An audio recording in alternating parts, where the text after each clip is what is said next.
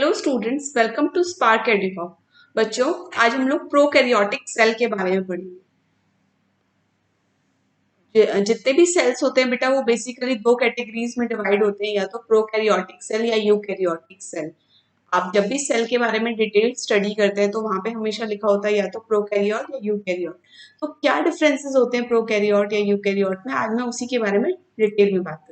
बेटा, आज प्रोकैरियोट्स को मैं डिटेल में आपको एक्सप्लेन करूंगी। इसका जो स्ट्रक्चर है, आप स्ट्रक्चर अगर देखेंगे तो यहाँ पे जो न्यूक्लियोइड रीजन है, इसमें जो डीएनए या क्रोमोसोम है वो ऐसे ही ओपन नेकेड होता है।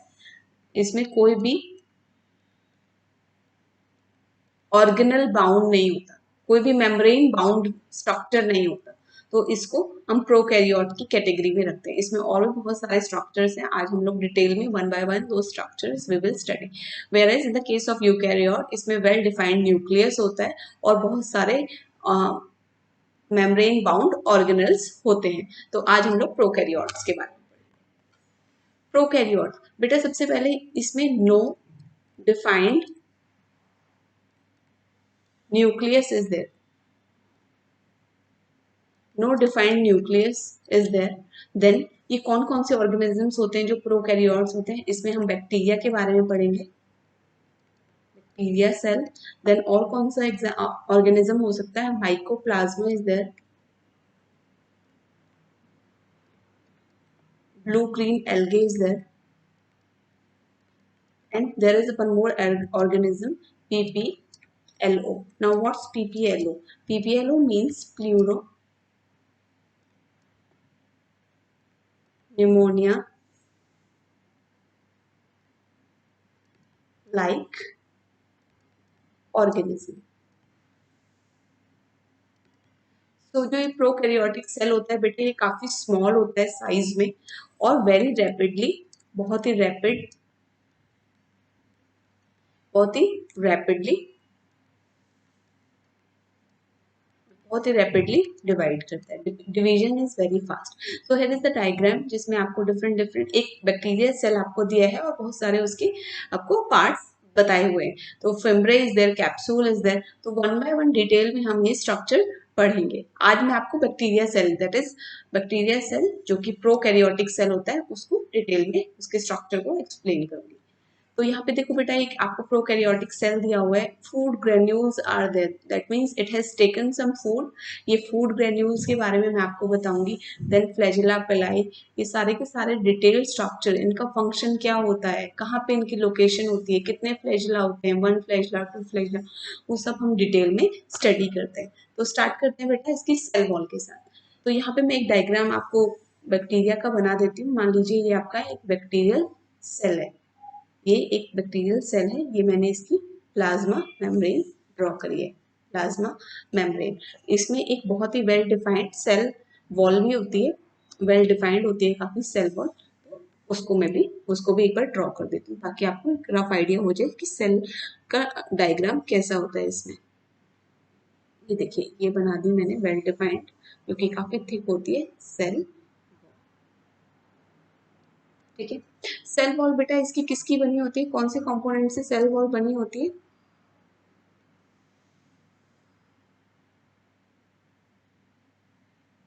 इसकी सेल वॉल बनी होती है पेप्टाइडोग्लाइकन, लिख देती हूँ, पेप्टाइडोग्लाइकन। इसकी सेल वॉल पेप्टाइडोग्लाइकन। ये जो बैक्टीरिया सेल होता है, इसके बाहर एक और लेयर होती है, उस लेयर को हम क्या बोलते हैं बेटा? उसको बोलते हैं ग्लाइकोकैलिक्स। तो वो भी मैं आपको ड्रॉ कर देती हूँ। बाहर एक और लेयर होती है, बैक्टीरियल सेल है, इसमें 3 लेयर्स आपको मैंने वन बाय वन बनाई है। ये outer most layer, outer most layer जो कि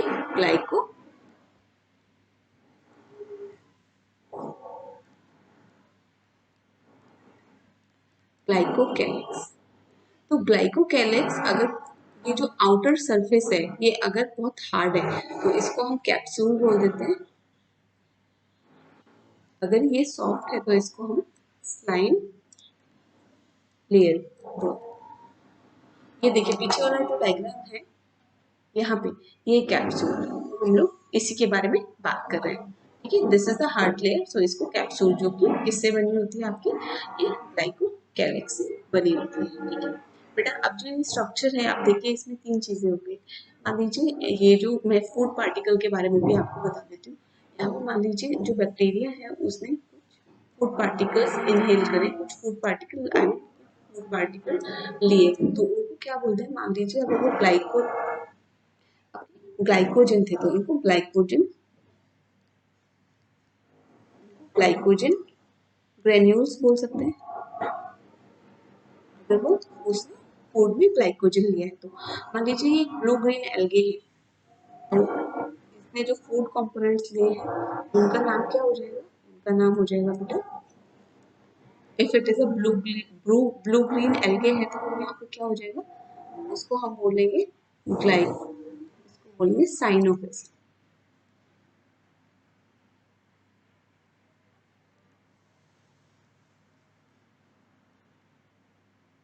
साइनोफाइसिल ग्रेन्यूल्स।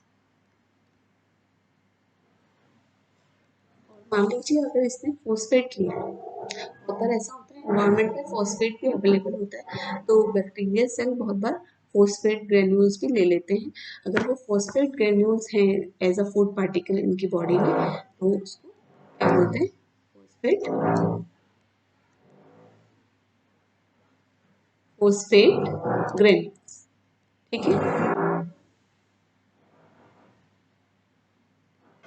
Phosphate granule. तो बेटा यहाँ पे ये तीन फूड पार्टिकल्स मैंने आपको एक्सप्लेन की हैं। इन तीनों फूड पार्टिकल्स को ऑल टुगेदर क्या बोल देते हैं, इनको बोल देते हैं इंक्लूजन बॉडी।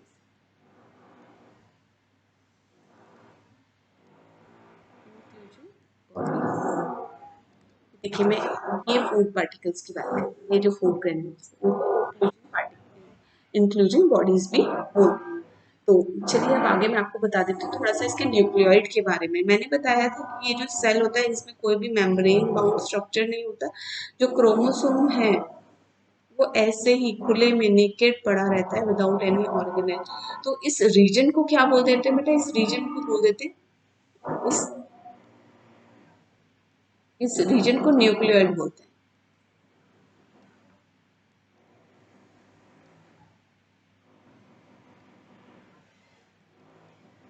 इसको न्यूक्लियोइड बोलते हैं। ठीक है, this is circular circular chromosome होता है ये।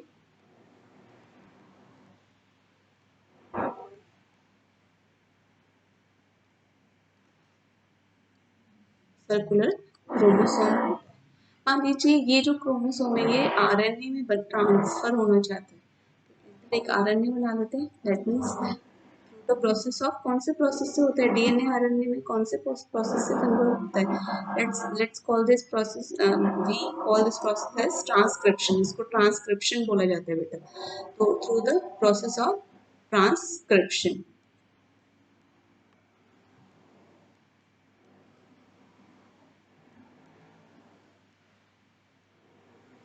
ट्रांसक्रिप्शन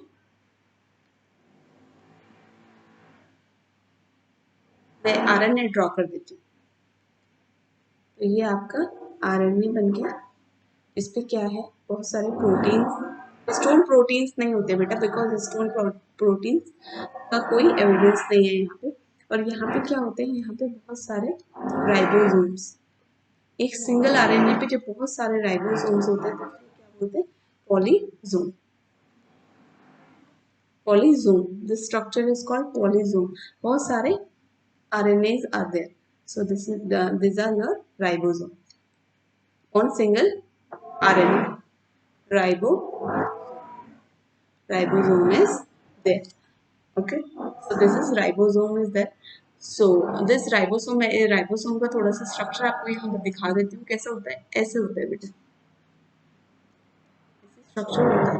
ऊपर 50S स्वीडनबर्ग यूनिट और नीचे 30S, टोटल कितना होता है 70S। इसको ऐड नहीं करते हैं, ये स्वीडनबर्ग यूनिट होते हैं, जिसको मैं एक अलग टॉपिक में आपको समझा दूंगी।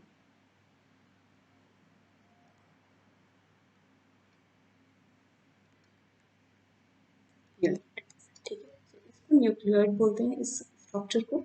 और इस रीजन को बोलते हैं बेटा। और ये क्रोमोसोम जो सर्कुलर होता है आपका, ये बात हो गई न्यूक्लियोइड की और राइबोसोम की। अब यहाँ पे बेटा आपको प्लाज्मिड दिख रहा है। प्लाज्मिड क्या होता है? ये एक्स्ट्रा क्रोमोसोमल स्ट्रक्चर होते हैं आपके, ये जो आपको प्लाज्मिड दिख रहा है। मैं प्लाज्मिड का स्ट्रक्चर और यहाँ पे आपको एक्सप्लेन कर दूँगी।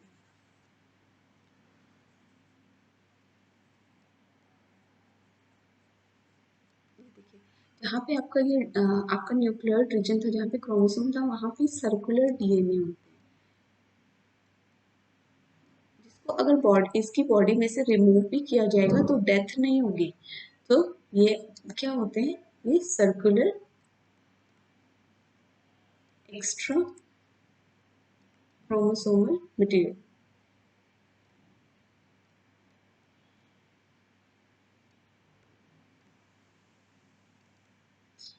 क्रोमोसोमल मटेरियल होते हैं जो सर्कुलर पीसेस हैं ऑफ डीएनए। ये डीएनए के सर्कुलर पीसेस हैं, एक्स्ट्रा क्रोमोसोमल मटेरियल होता है। अगर इनको रिमूव भी कर दिया जाएगा तो भी जो बैक्टीरियल सेल है it will not cause the death. But अगर क्रोमोसोम रिमूव हो जाएगा, बिकॉज एक सिंगल क्रोमोसोम ही होता है इसके अंदर, single chromosome, only one chromosome is there, not like us we have 46 chromosome. In human we have 46 chromosome, but in the case of bacteria only one chromosome is there. अगर इसको भी remove कर देंगे तो डेथ हो जाएगी। But this is extra chromosomal, जिनको आप प्लाज्मिड बोल देते हैं। ये स्ट्रक्चर को प्लाज्मिड बोला जाता है।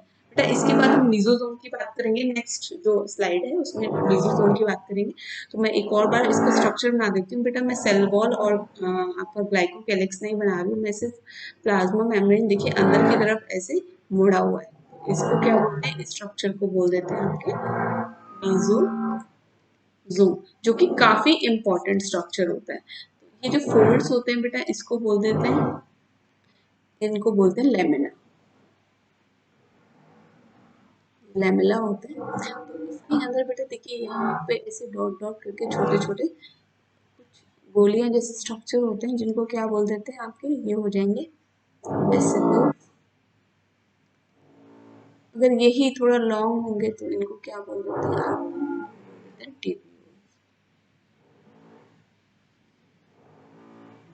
ठीक है, ये हो गया इसके स्ट्रक्चर। इसके साथ और क्या होता है बेटा? इसमें बहुत सारे एंजाइम्स होते हैं। यहाँ पे एंजाइम्स होते हैं। वो एंजाइम्स किस लिए होते हैं? वो जैसे कि आपका जो माइटोकॉन्ड्रिया होता है ह्यूमन में, जो माइटोकॉन्ड्रिया या यूकेरियोट्स में माइटोकॉन्ड्रिया होता है, उसका जैसे फंक्शन होता है, वो क्या करते हैं? कन्वर्जन ऑफ ग्लूकोज में जैसे हेल्प करते हैं रेस्पिरेशन के प्रोसेस में, इन द सेम वे यहाँ पे जो एंजाइम्स हैं वो रेस्पिरेशन में हेल्प करते हैं। अगर इसके पास माइटोकॉन्ड्रिया नहीं है तो इसके पास मीजोसोम है जो रेस्पिरेशन में हेल्प करती है। एंजाइम, अगर आपको क्वेश्चन आता है बेटा कि which structure in the bacterial cell resembles या acts like mitochondria, answer will be mesosome. It acts like a mitochondria, ये माइटोकॉन्ड्रिया की तरह ही एक्ट करता है। ये देखिए ये वाला जो स्ट्रक्चर है आपका मीजोसोम, इसका एक और इम्पोर्टेंट रोल होता है बेटा। इसमें यहाँ पे कुछ और एंजाइम्स भी होते हैं जो आपके सिक्रेशन में हेल्प करते हैं। वो एंजाइम्स कौन से होते हैं?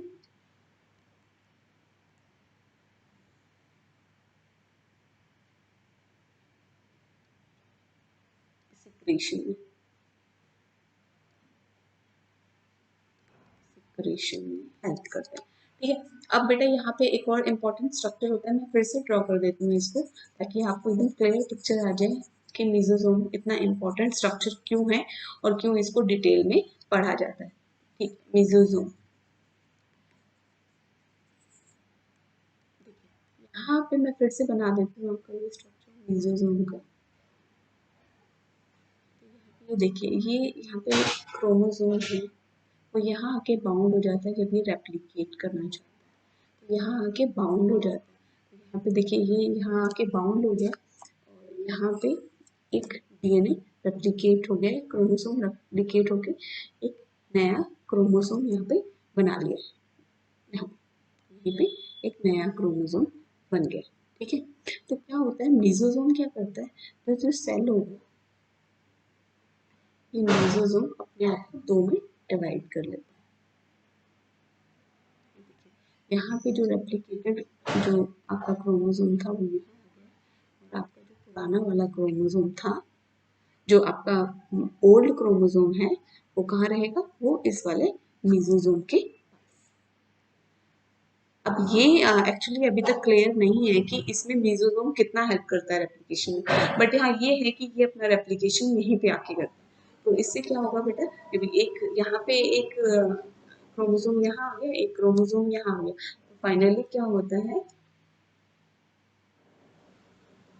ये जो है बीच में,